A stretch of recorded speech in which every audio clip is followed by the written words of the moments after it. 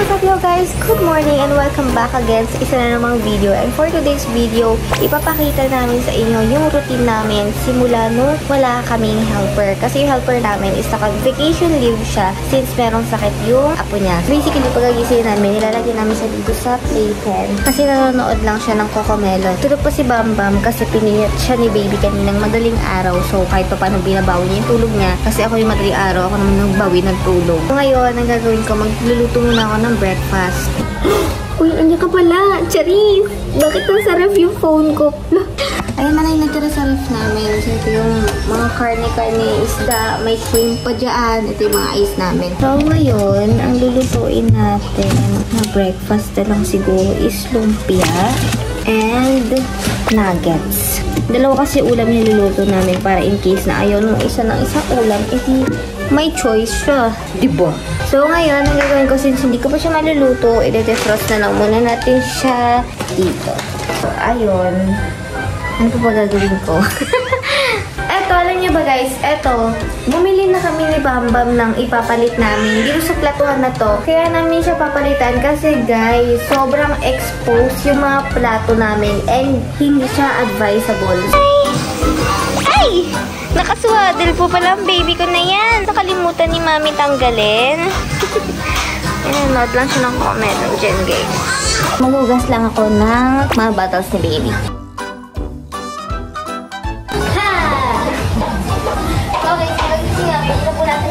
Table namin. Kasi syempre, di ba, hindi natin alam. Baka mamaya may nagkapang-gapang din sa table namin. Kakain kami. Tapos na ako maglinis ng bottles ni baby. So, ngayon, magsasaing naman na ako. So, ayan, nilipitin ko lang to. Kasi nagtok-itok yung kargapon pero hindi na ubos.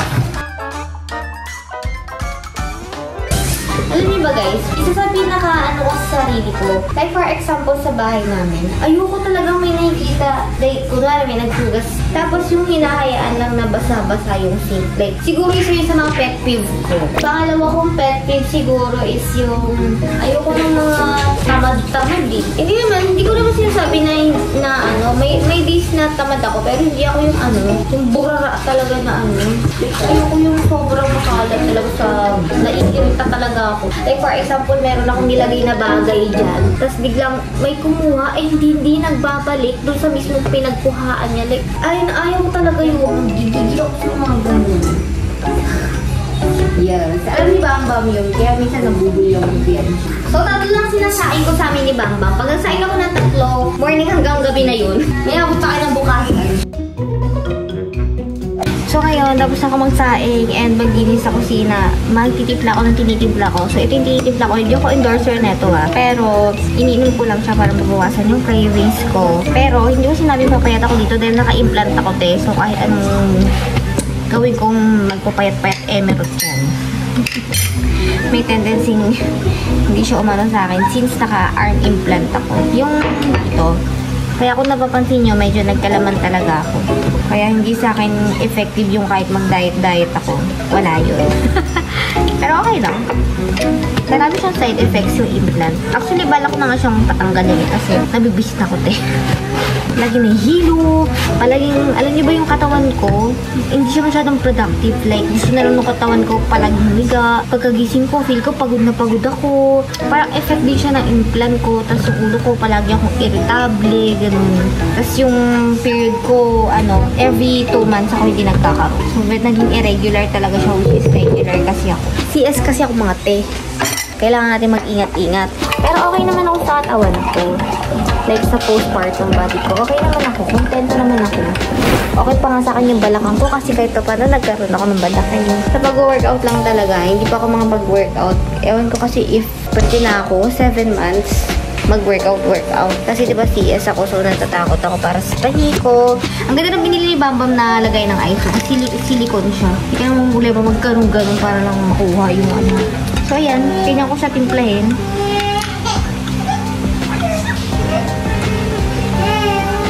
Nagmamuriat na siya, Hi guys, so ayan, tapos ko na paliguan si baby. Ayan siya. Tapos ko na sa paliguan, hindi ko na napakita kasi gusto ko tuloy-tuloy yung ginagawa ko. So yun, nalilisa ko na rin yung CR. And intayin ko na lang si Bambam gumising para mag-breakfast kami. So update ko na lang kayo mamaya pag andito na si Bambam. So share ko na lang din pala sa inyo. I-share ko lang din sa inyo kung saan ako nag-i-steam or nagpe-prepare ng pagkain ni baby. So ito, nabili ko to sa TikTok shop and napaka-helpful niya talaga sa akin. Like, napapagaan niya yung trabaho ko, te. So dito, pwede na siya mag-steam. So yan, nag-i-steam na yung patatas and meron din siyang pang-grind. So, talagang mapipino niya yung gusto mong ipino dyan. So, bali dito may ilalagay yung tubig pag gusto mong mag-steam. Tapos ito, meron siya ditong option. Ito yung pag-steam. So, yan. Mura lang naman to. Very affordable. So, sa mga mommies na gusto magbumili ng ganito, meron to sa TikTok shop. Ibili nyo na yan, te. Like, napaka-helpful niya talaga. Nagkakabit na kami ng Christmas decorations. Sa la la la la. Ganyan siya. Diyan, balak namin dyan lagyan ng Santa Claus, reindeer, ganun.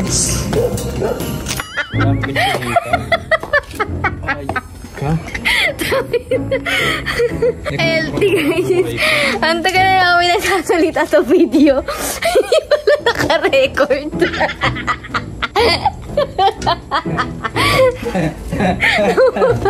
Nakwento na ni Mama buong buhay. Wala na, pagod na ako magkwento. Ayoko na mag-vlog. Wala palang naka-record ni isa doon. So by the way guys, ulitin lang namin yung binili pala namin is solar. Lahat ng binili namin na Christmas decoration is solar para tipid kami sa kuryente.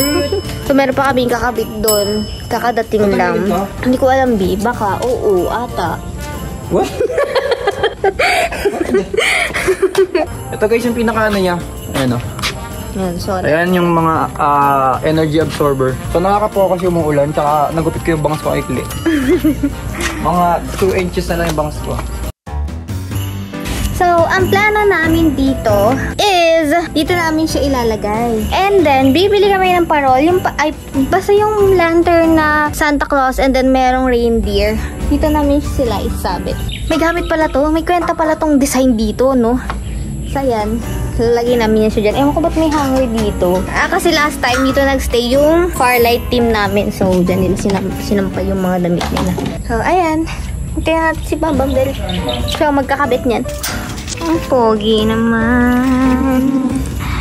Ang pogi. Siya, na perfect niyan. May ice cream siya. Happy. Oy, oy, oy, oy, oy, oy, oy, oy, oy. Hi guys, ito pala yung nabili namin na latuhan.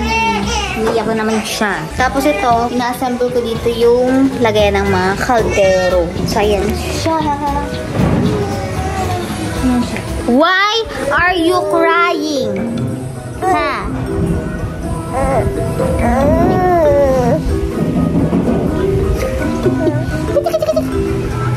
Hinintay pala namin guys, umilaw yung mga sinabit namin. Mamaya papakita namin sa inyo. Kasi dyan, sinabit namin dyan, meron din sa taas. Hello! Why po crying? Ang ganda na yan. Why crying?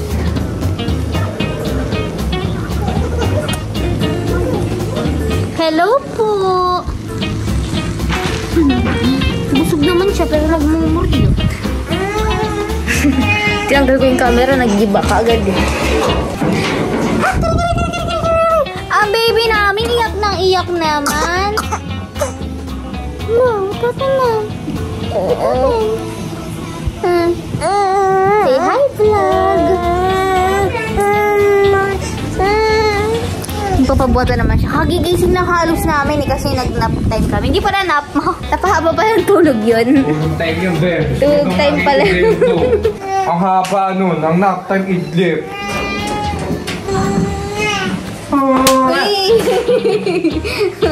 Okay, so ito yung itsura ng labas namin. Yay! Kahit pa paano makulay na! Yung mga umiilaw-ilaw na, ayan o. Diba? So actually, ito pwede mo siya iba-ibahin yung mode niya. May mga mode naman yan.